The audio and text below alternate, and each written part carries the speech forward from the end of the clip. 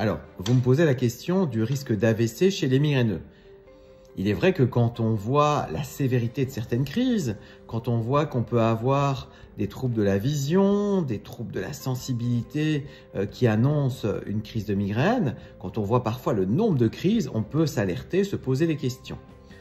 Globalement, les études nous montrent qu'il n'y a pas de surrisque d'augmentation du risque d'AVC dans la migraine, si ce n'est qu'il y a un tout petit surrisque dans la migraine avec aura. Chez les patients qui souffrent de migraine avec aura, s'il n'y a pas d'autres facteurs qui favorisent les AVC, ce minime surrisque, on peut quasiment l'oublier puisqu'il est vraiment très faible.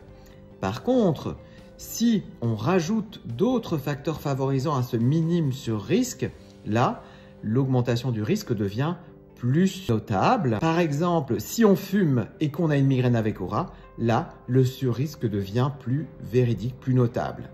Même chose, si on prend une pilule qui comporte des œstrogènes, en plus de la migraine avec aura, là, le surrisque d'accident vasculaire cérébral devient plus significatif. Et puis, si on a migraine avec aura, pilule et tabac, là, le risque il devient vraiment important. Alors, en gros, ça veut dire, si vous fumez, arrêtez de cloper.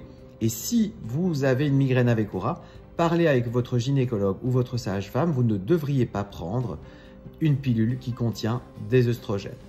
Voilà, j'espère que ça vous a aidé et je continue d'essayer de vous informer et de vous permettre de mieux comprendre votre maladie et de pouvoir participer à sa prise en charge. À bientôt.